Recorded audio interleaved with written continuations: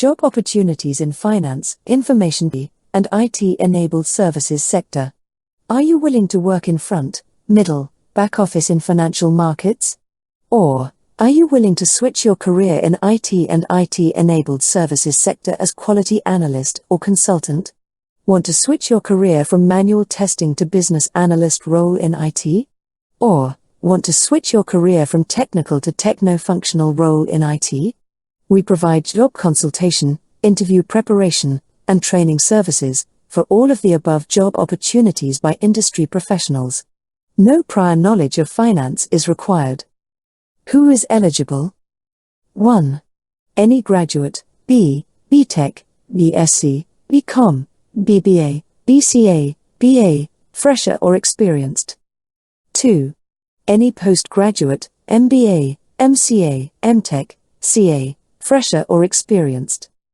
Connect us on finpro.trainings@gmail.com or +91 8788 122 096. WhatsApp only. Bond markets, advanced. In Bond Markets Advanced, we will discuss about 1. Risk associated with bond investments, like credit, interest, or liquidity risk. 2. Concepts like bond duration and convexity. 3. Bond ratings like investment grade or junk bonds. 4. Bond valuation of floating, fixed and zero coupon bonds. 5. Interest accrual or calculation methods used in bonds. Risk associated with bond investments. The major risks associated with bond investments are interest rate risk, yield curve risk, call and prepayment risk, credit risk, and liquidity risk.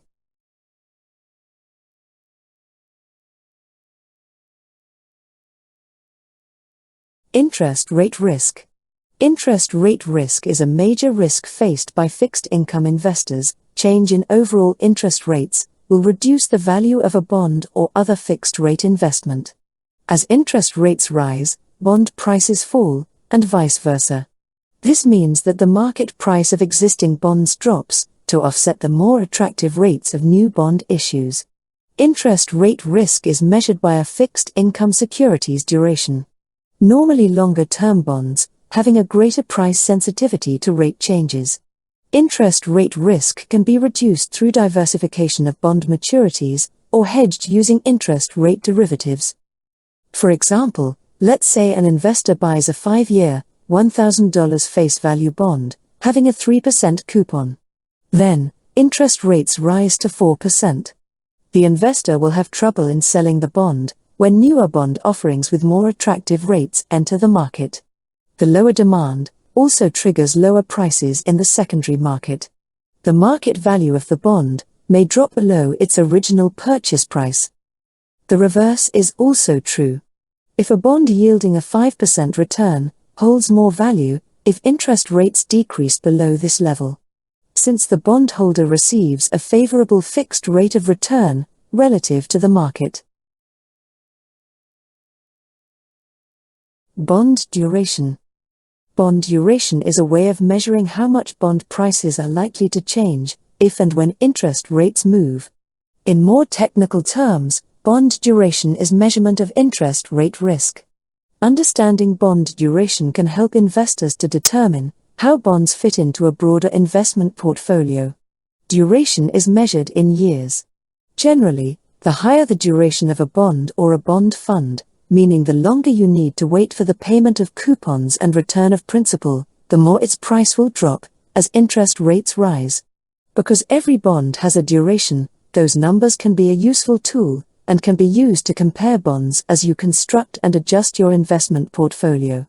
It's also important to remember that duration is only one of many factors that could affect the price of your bonds. For example, graph shows % change in bond prices if rates spike 1%. It is hypothetical illustration of the effects of duration exclusively on bond prices. If a bond has a duration of 5 years and interest rates increase by 1%, the bond's price will decline by approximately 5%. Conversely, if a bond has a duration of 5 years and interest rates fall by 1%, the bond's price will increase by approximately 5%. Understanding duration is particularly important for those who are planning on selling their bonds prior to maturity. Bond convexity. Convexity demonstrates how the duration of a bond changes as the interest rate changes. Portfolio managers will use convexity as a risk management tool to measure and manage the portfolio's exposure to interest rate risk. Bond convexity is a measure of the curvature, or the degree of the curve, in the relationship between bond prices and bond yields. In graph we can see a straight line which represents the duration, whereas curve represents the convexity of bond. Convexity is a risk management tool, used to measure and manage a portfolio's exposure to market risk. Convexity is a measure of the curvature in the relationship between bond prices and bond yields. If a bond's duration rises and yields fall, the bond is said to have positive convexity. Whereas, negative convexity exists when the price of a bond falls as well as interest rates, resulting in a concave yield curve. Yield curve risk. It is the risk of experiencing an adverse shift in market interest rates associated with investing in a fixed income instrument. When market yields change, this will impact the price of a fixed income instrument. The yield curve is a graphical illustration of the relationship between interest rates and bond yields of various maturities. Yield curve risk is the risk that change in interest rates will impact price of fixed income securities. Changes in the yield curve are based on bond risk premiums and expectations of future interest rates. Interest rates and bond prices have an inverse relationship in which prices decrease when interest rates increase, and vice versa. Flattening yield curve. When interest rates converge, the yield curve flattens. A flattening yield curve is defined as the narrowing of the yield spread between long and short-term interest rates. When this happens, the price of the bond will change accordingly. Steepening yield curve. If the yield curve steepens, this means that the spread between long and short-term interest rates widens. In other words, the yields on long-term bonds are rising faster than yields on short-term bonds. Or short-term bond yields are falling as long-term bond yields are rising. Therefore, long-term bond prices will decrease relative to short-term bonds. Inverted yield curve. On rare occasions, the yield on short-term bonds is higher than the yield on long-term bonds. When this happens, the curve becomes inverted. An inverted yield curve indicates that investors will tolerate low rates if they believe rates are going to fall even lower later on. So, investors expect lower inflation rates and interest rates in the future.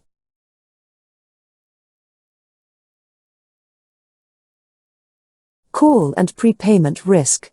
It is the risk that a bond will be paid off before its maturity date. It results in following risks for the investor.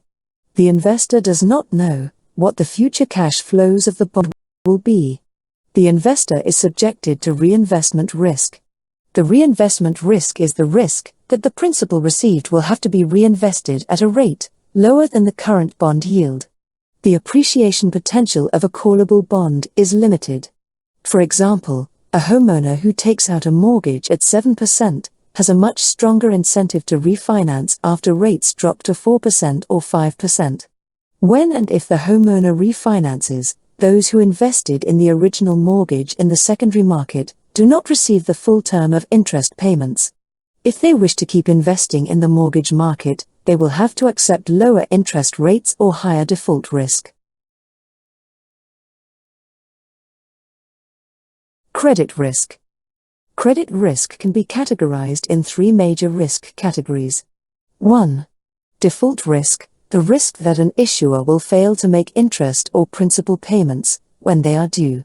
Default rate is used as a proxy while measuring the default risk in an issue.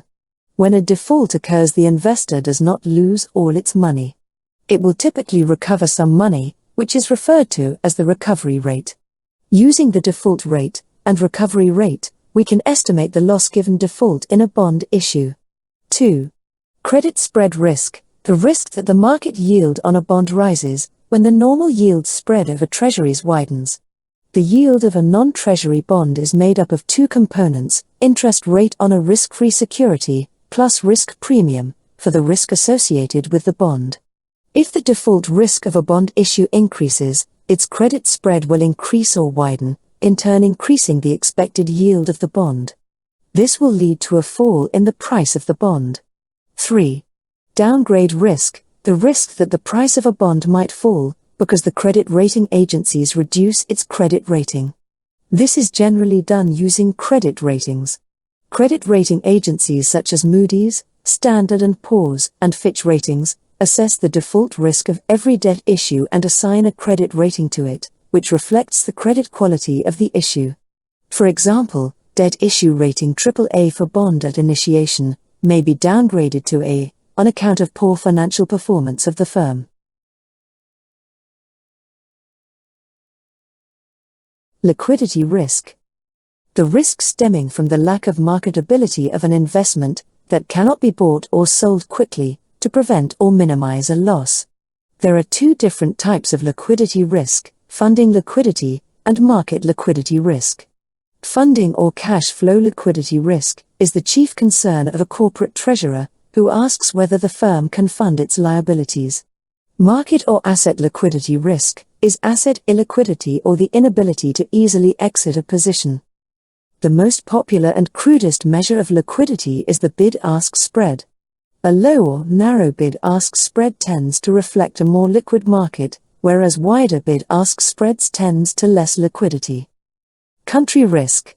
Country risk refers to the uncertainty associated with investing in a particular country, and more specifically the degree to which that uncertainty could lead to losses for investors.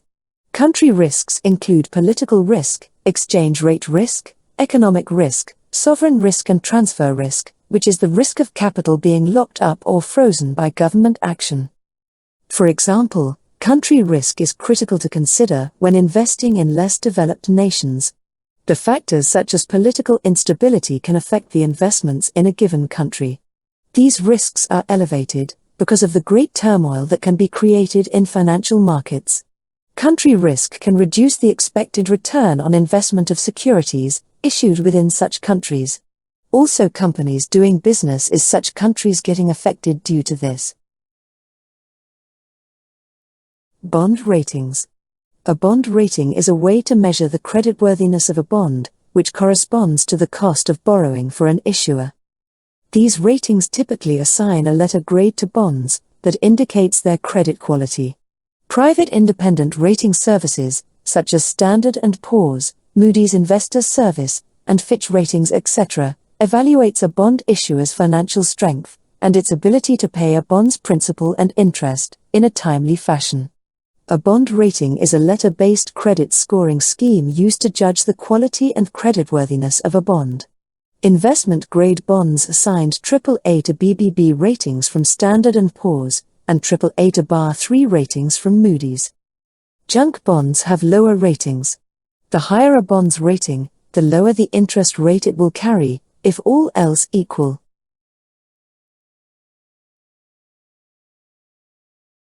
The table shows the bond ratings conventions followed by Standard & Poor's, Moody's Investors Service, and Fitch credit rating agencies. Based on the credit ratings of the bond, they are categorized into prime, high grade, upper medium grade, lower medium grade, non-investment grade, highly speculative, extremely speculative, in default with little chance of recovery, and default. Moody's, S&P, and Fitch rating agencies classified these ratings in letters AAA to D. Details of these rating letters are as shown in the table.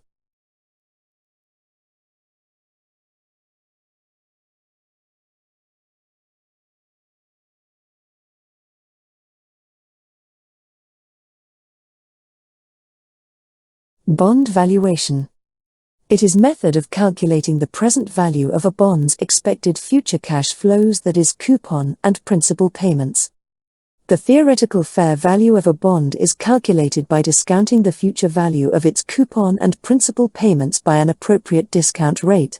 The discount rate used is the yield to maturity YTM, which is the rate of return that an investor will get if they reinvested every coupon payment from the bond at a fixed interest rate until the bond matures.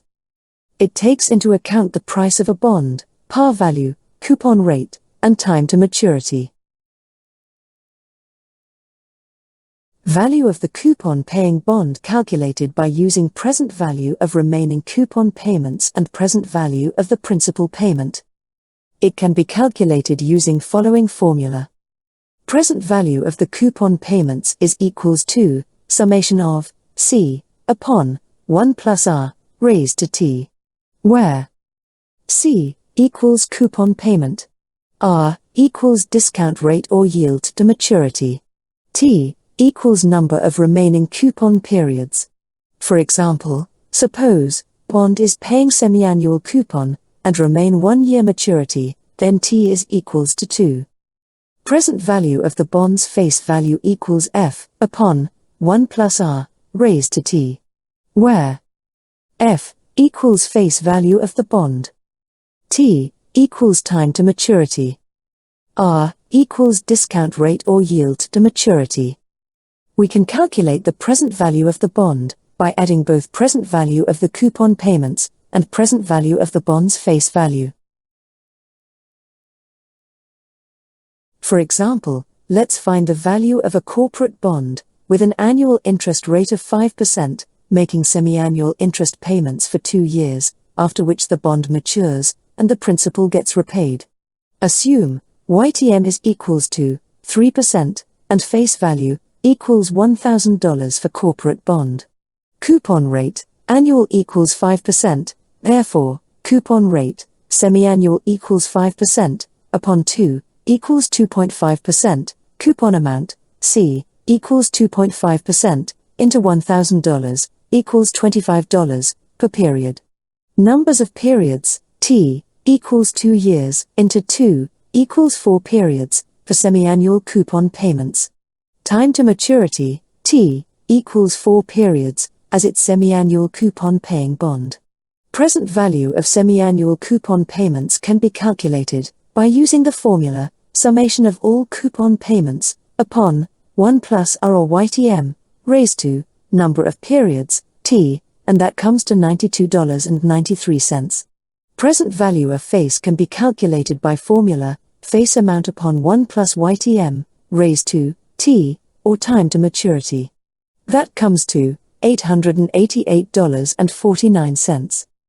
Therefore, value of bond is equals to sum of both coupon present value and present value of face amount, which comes to $92.93 plus $888.49 equals $981.42.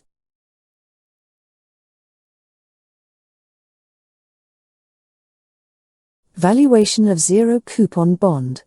A zero coupon bond makes no annual or semi-annual coupon payments for the duration of the bond. Instead, it is sold at a deep discount to par value when issued. The difference between the purchase price and par value is the investor's return earned on the bond. To calculate the value of a zero coupon bond, we only need to find the present value of the face value. The formula would be present value of the zero coupon bond is equals to F upon 1 plus R raised to T, where F equals face value of the bond, T equals time to maturity, R equals discount rate or yield to maturity. For example, find the face value of zero coupon bond, having par value $1,000, YTM equals 3% and maturity 4 years. Using above formula we can calculate the present value of zero coupon bond as face value upon 1 plus YTM raised to T or time to maturity, which comes to $888.49. Interest accrual methods. Interest accrual methods are conventions used to calculate daily interest accrual amount and coupon amount, to be paid the bondholder. 1. 30 by 360, it assumes 30 days per month for the day count, and 360 days per year for the day basis. For example, if bond having face value of $1,000, paying monthly coupon and coupon rate 10% annually. So using 30 by 360 method, daily interest accrual would be calculated as 10% multiplied by face value, that is $1,000, divided by 360, that comes to 28 cents. By using this method, if you want to calculate February month coupon, which has 28 or 29 days, it will pay assuming February month has 30 days. Similarly, in case of August month, which has 31 days, it will calculate the coupon for 30 days only. 2. Actual by 360, it assumes the actual number of days in a month for the day count, and 360 days per year for the day basis. For example, if bond having face value of $1,000, paying monthly coupon, and coupon rate is 10% per annum. So using actual by 360 method, daily interest accrual would be calculated as 10% multiplied by face value, that is $1,000, divided by 360, that comes to 28 cents. By using this method, coupon amount for month of February will differ from month of March, due to actual number of days are different in both months. For February month it will calculate the coupon amount for 28 or 29 days, whereas for March it will calculate the coupon amount for 31 days. 3. Actual by 365 method, it assumes the actual number of days in a month for the day count, and 365 days per year for the day basis. For example, if bond having face value of $1,000, paying monthly coupon and coupon rate 10% annually, using actual by 365 method, daily interest accrual would be calculated as 10% multiplied by face value, that is $1,000, divided by 365, that comes to 27 cents, to be precise, $0.2739. 4. Actual by actual method, it assumes the actual number of days in a month for the day count, and the actual number of days in a year for the day basis. For example, if bond having face value of $1,000, paying monthly coupon and coupon rate 10% annually. Using actual by actual method, daily interest accrual if it's leap year, would be calculated as 10% multiplied by face value, that is $1,000, divided by 366, as its leap years, that comes to 27 cents, to be precise, $0.2732. By using this method, February month coupon can be calculated as $0.2732 into 29, which comes to $7.92. Whereas for March month, coupon comes to $8.47.